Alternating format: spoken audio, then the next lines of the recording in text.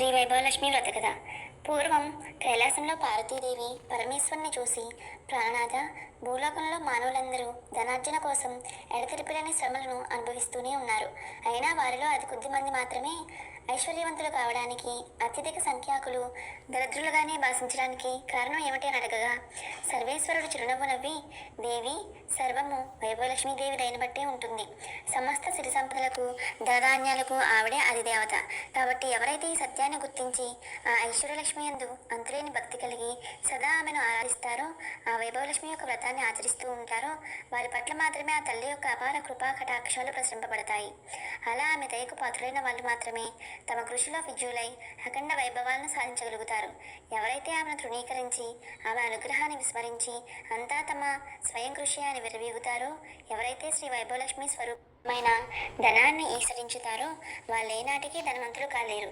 వారి కష్టమంతా కూడా మురికి కుంటలో పోసిన పన్నీరు వలె వృధా అయిపోతుంది. కాబట్టి ఎవరైతే ధనవంతులు కావాలనుకుంటున్నారో వాళ్ళు అవశ్యం ఆ వైభవలక్ష్మిని ఆరాధించాలి, ఆమె వ్రతాన్ని ఆచరించాలి. అప్పుడే ఆమె కరుణకు పాత్రులై అఖండ సిరి సంపదలతో, రాజవైభవాలతో తులదూగుతారు అని చెప్పాడు. అది విని పార్వతి, ప్రభు, ఆ వైభవలక్ష్మి ఎవరు? ఆమె చరిత్ర ఏమిటి? మహత్యం ఏమిటి? వివరంగా సెలవీయండి అని వేడగా, తరుణేంద్ర శేఖరుడు తిరిగి ఇలా చెప్పాడు. దేవి, అత్యంత పుణ్యదాయకమైన శ్రీ వైభవలక్ష్మి చరిత్రాన్ని చెబుతాను, శ్రద్ధగా విను. శ్రీ వైభవలక్ష్మి ప్రాదుర్భావము. పూర్వం ఒకప్పుడు భృగు మహర్షి ఆ పరాశక్తి కోసం తపించాడు. అందుకు మెచ్చిన ఆ అంబ ఆ మునికి తోచి ఏం కావాలో కోరుకోమంది. భృగువు ఆమెకు నమస్కారాలు సమర్పించి, తల్లి, ఈ ప్రపంచం మొత్తం 3 ముఖ్య అవసరాలపై నడుస్తుంది: శక్తి, యుక్తి, భుక్తి. మహామాయమైన నీ శక్తి కళ పార్వతి అయి శివార్ధాంగిగా సేవింపబడుతుంది. నీ విద్యాకళ చదువుల తల్లి అయిన సరస్వతి అయి యుక్తియుక్తంగా స్రష్ట అయిన బ్రహ్మతో మసులుతూ ఉంది. ఇక స్థితికారకమైన నీ యొక్క వైభవకలను నా కుమార్తెగా అనుగ్రహించు అని కోరాడు. తదాస్తు అంది ఆ తల్లి. తత్ఫలంగానే పరాశక్తి యొక్క సంపత్కళ భృగువుకు వైభవలక్ష్మిగా అవతరించింది. భృగువు ఆమెను విష్ణువుకిచ్చి పెళ్లి చేశాడు. శ్రీహరి కోరిక మీద ఆ భార్గవీదేవి దేవతలందరికీ ఎనలేని వైభవాలను సంతరించి స్వర్గలక్ష్మిగా వాసికెక్కింది.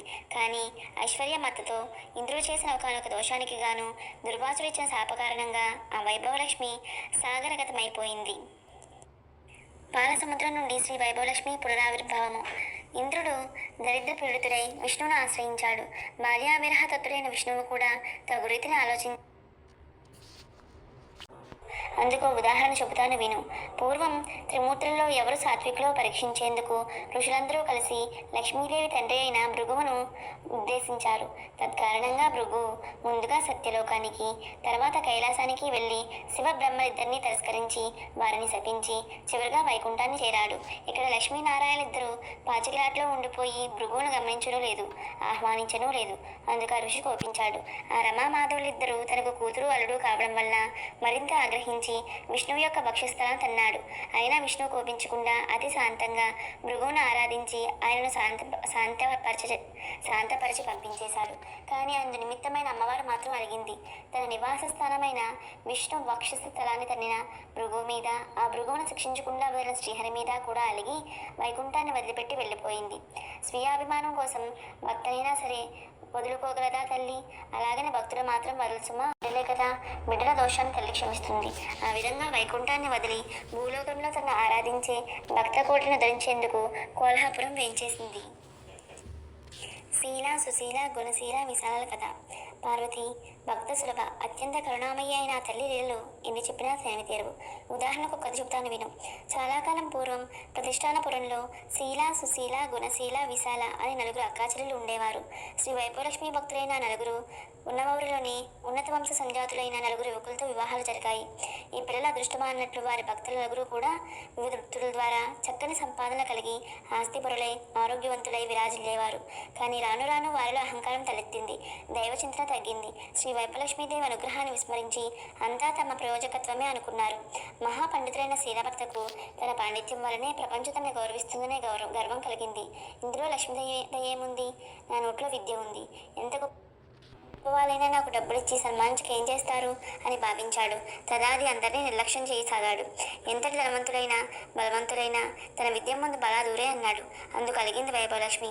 అతనికి గుణపాఠం చెప్పదలిచింది. అంతటితో అతని సంపాదన పడిపోయింది. అతని పాండిత్యానికి విలువ లేకుండా పోయింది. సంపాదించిందంతా ఖర్చయిపోయి చిరిగిన వస్త్రాలతో మిగిలాడతను.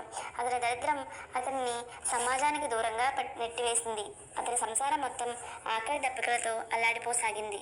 రాజస్థానంలోని ఉపదళపతిగా ఉండే సుశీల భర్త ఒకానొక యుద్ధంలో అపూర్వ విజయం సాధించి రాజుచేత గౌరవింపబడి అహంకరించి తన బలం ముందు ప్రపంచమంతా దాసోహమనే విర్రవీగాడు. తన ధనార్జనకి తన బలమే కారణమనుకున్నాడు. అందులో ధనలక్ష్మి ప్రమేయం ఏమీ లేదన్నాడు. అందుకు అలిగిందా ఐశ్వర్యలక్ష్మి. అమ్మవారి దయ తప్పగానే అతనిలో సద్బుద్ధి నశించి దుర్బుద్ధి ఏర్పడింది. ఒకనొక గొప్ప ధనవంతుడితో విరోధానికి దిగాడు. తాను కోరిన ధనం ఇవ్వకపోతే అతగాన్ని నాశనం చేస్తా అన్నాడు.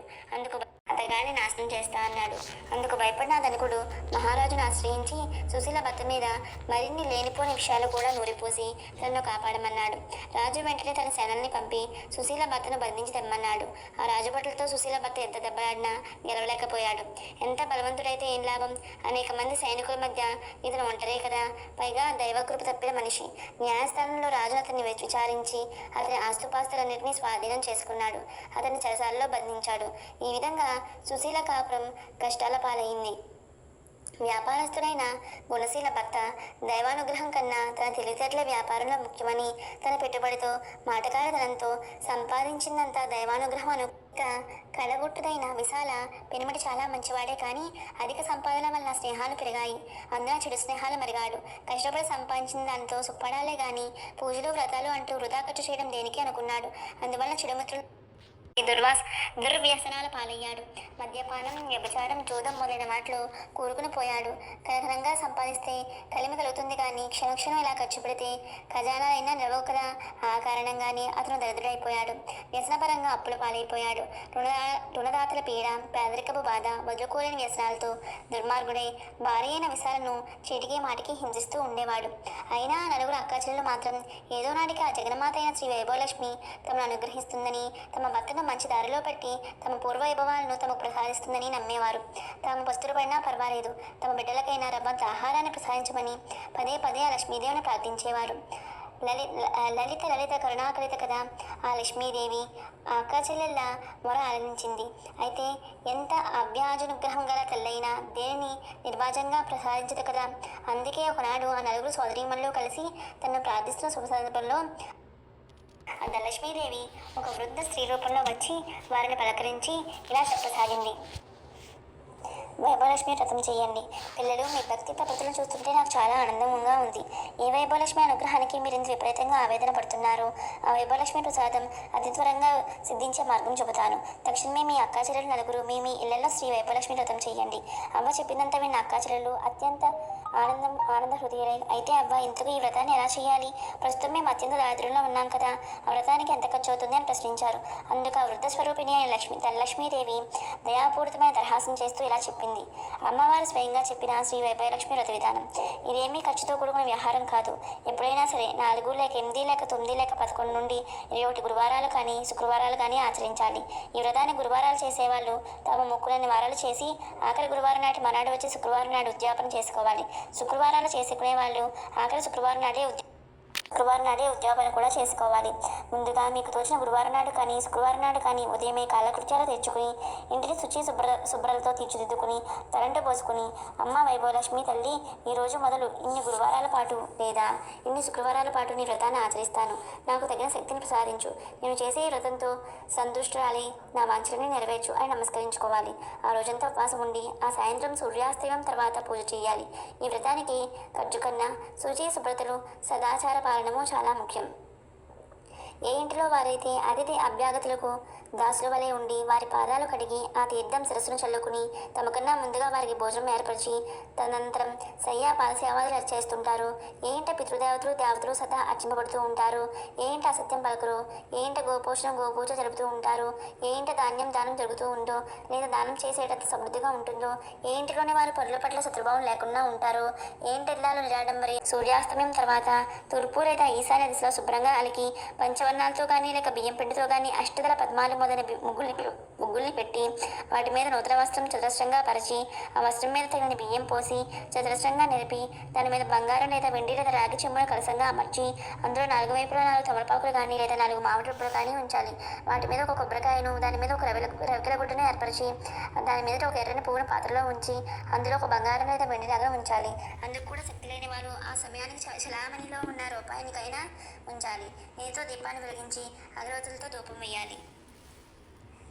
అమ్మాయిలు అమ్మవారికి లక్ష్మీ గణపతి అన్న శ్రీచక్రం అన్న చాలా ఇష్టం. కాబట్టి ముందుగా లక్ష్మీ గణపతిని శ్రీచక్రాన్ని పూజించి అనంతరమే వైభలక్ష్మిని అర్చించాలి.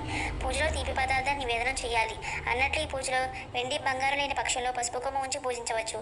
ఈ పూజలో తీపి పదార్థాలు చేయలేని వాళ్ళు బెల్లం, పటిక బెల్లం, పంచదార నివేదించవచ్చు. ఏదైనా నలుగురికి పంచాలి. పూజ తర్వాత బంగారం లేదా వెండి లేదా రూపాయి నాణాన్ని భద్రపరచాలి.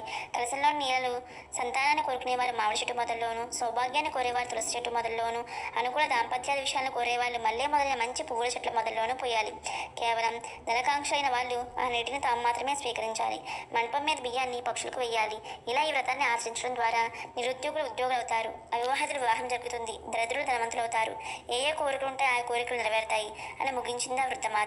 తక్షణమే ఆ అక్కాచెల్లెలు నలుగురు వారి దాహతను బట్టి 4, 8, 11, 21 వారాల పాటు వ్రతాన్ని మొక్కుకున్నారు. ఆ మరుసటి శుక్రవారమే వ్రతం ఆరంభించారు. నలుగురు కడు పేదవాళ్ళు అయి ఉండడం వల్ల నలుగురు కూడా రాగి కలశాలనే వాడారు. అందరికన్నా అధిక దరిద్రురాలైన శీల అందులో రాగి నాణాన్ని వేసి పూజించింది.